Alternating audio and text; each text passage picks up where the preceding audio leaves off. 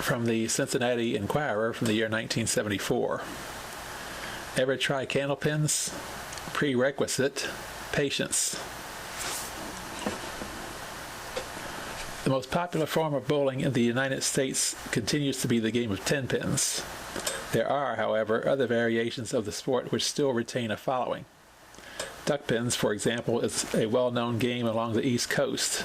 It is played with 10 small pins and a ball weighing just under 4 pounds. Rubber band duck pins is a game played mostly in Pennsylvania and features the same pins with a large rubber band and a slot on each pin. The idea is to increase pin action.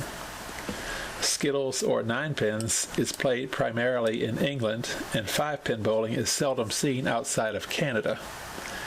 Another unusual form of the game is candlepin bowling. These pins are tall and slender and flat on both ends. There is no top or bottom to the pins.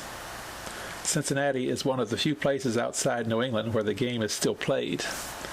The Wyoming Civic Center has 6 alleys, and the Mariemont Community Recreation Building has 4. Wyoming's alleys were built in 1949 and feature automatic pin setters. The center sponsors men's leagues on Monday and Thursday nights, while the women take over on Tuesday, Wednesday, and Thursday mornings. Mariemont's lanes are set by pin boys. The Men's Candlepin League has been in existence since 1927, and a women's league has also been formed. Perhaps the most unusual aspect of this game is the rules. Chess Wally, 20-year veteran from Wyoming, explains, "The alleys are the same length as in regular bowling, and there are the same number of pins to shoot at. Everything else is different, though. The balls we use are light, about 2.5 pounds, and you have no finger holes. You have to grip around the ball when you roll it.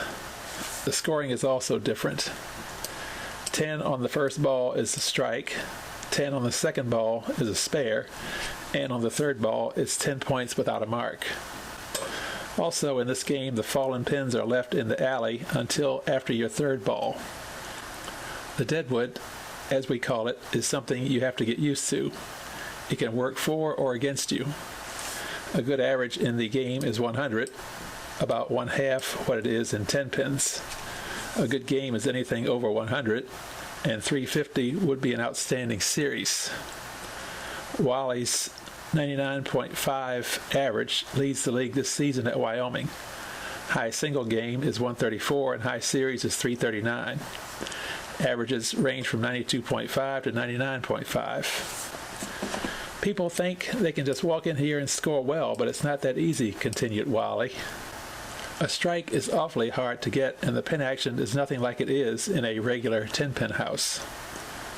Achievement of the Season award goes to golfer Taylor Metcalf of Wyoming, who bowled an almost perfect game, shooting 97 in 10 frames without a mark.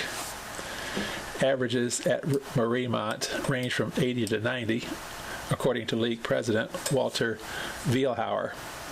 High game is also 134. Our alleys are slightly different than those in Wyoming, he points out.